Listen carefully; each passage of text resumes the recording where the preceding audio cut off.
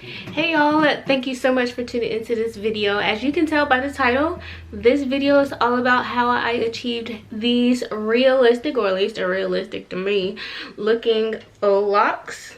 It's been about a week now, but I'm gonna rewind and show how I installed them and how they looked on week 1, and then catch you guys up on how they look now, and then again maybe on the 3rd week. You get where I'm going with this. So if you're interested, please continue to watch this video. Also, like and subscribe. Thanks. Look right here, my first time doing faux locks, and I can tell you they ain't perfect, but I like them. So to achieve this look, I used an Afro Kanekalon type braiding hair. This one is by a bunch of people. Sensational African collection. It's called Reggae Braid. This is what it looks like. It was on sale and I knew I was gonna get like a afro kind of hair, but I didn't want it too coarse. This is what it looks like out of the pack. See how it still has a little bit of texture and it isn't just like frizz right out the pack. I knew I didn't want that kind of hair because I felt like they made your dreads look like cotton balls and just kind of thirsty. So I wanted to get something with a little bit of texture in it, not too coarse but not too shiny and curly. This gonna make a bomb ponytail too. Ooh, this gonna make a good ponytail one. Yeah, that'll be my next hairstyle. You don't have to use a crochet needle. You can literally, ooh, my eyebrows, Jesus. You can literally just fold this right here and start wrapping, but I use a crochet needle only because I twisted my hair as opposed to braiding it. So go through, excuse me if y'all see any flakes, but my hair is clean, but up here for some reason it is still a little flaky. Go through with the needle.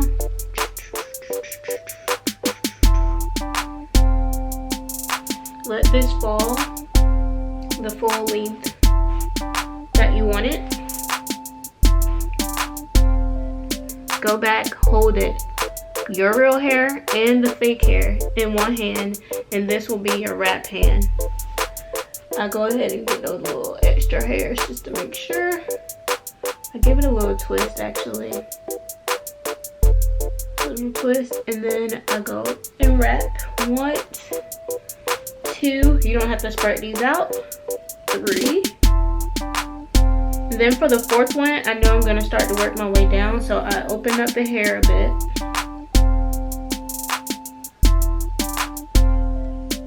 Open, open, open. I don't like to do this beforehand because it just creates more tangles. So open up the hair to space it out and then start going down. So I'm gonna wrap, grab, spread, wrap, grab, spread, all the way down. Making sure you overlap from the last place you wrapped your hair. So I'm not gonna go all the way down here and start wrapping. I'm gonna stay up here, spread, wrap, grab, spread, wrap, grab, spread, wrap, grab. Get what I'm saying here? Make sure you're not pulling too tight or else they're gonna be like super stiff. Spread, wrap, grab. Do this all the way down.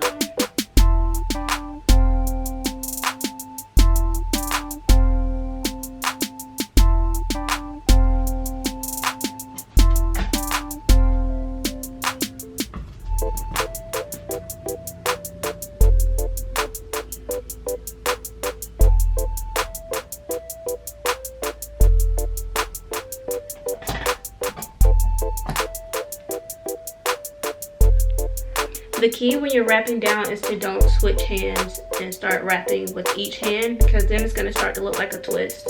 So you got to keep this hand, your whole hand, very still and let that remain your whole hand all the way down. So now I got it about the length that I wanted. Got a little bit left with the straight piece that I was holding. And here's my wrap piece. You can do this so many different ways. I had to experiment, but the way that works best for me, this right here, folding up and then wrapping, did not really work that well for me. So I just take the entire thing, mix the wrap hair and the straight hair together, and then get a solid grip on the bottom so it doesn't move. Wrap once, go back to your wrap hand, wrap again to create that base that you can barely see but it's created. Then go up, and then what I like to do is just make a knot around the hair. Sort of hard to do, and it doesn't always come out pretty, but I created a knot, and I'm gonna keep wrapping up the rest of this hair. Okay, once done, do, and you got yourself a lot. I'm almost done, praise the Lord. I can't wait to style this, put some edges on. How many more I got? Two more. Whew, y'all don't know how happy I am to be done. Oh my gosh.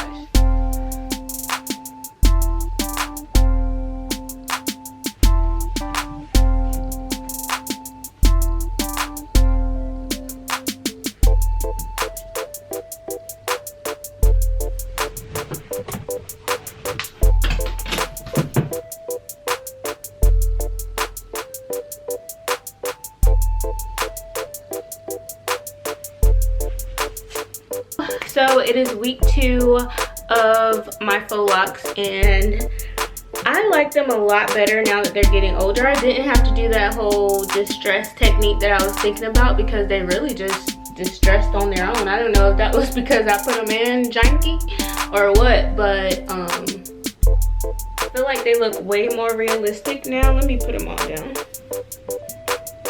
I've been wearing them down a lot, but I like them up too. They have a more realistic texture to them and everything. So these are the locks at week 2. Pretty different from week 1, if I do say so myself. I think they look messier. They definitely look messier and just a lot more realistic. One thing I've noticed with these faux locks is that they do not respond well to small hair ties. So small skinny ones sort of like this, or I have some that are even skinnier than this. They do not respond well to this. It's too much manipulation to the lock. So something like a rubber band, like an office supply rubber band, works perfectly. That's a little tip. I give you that for free.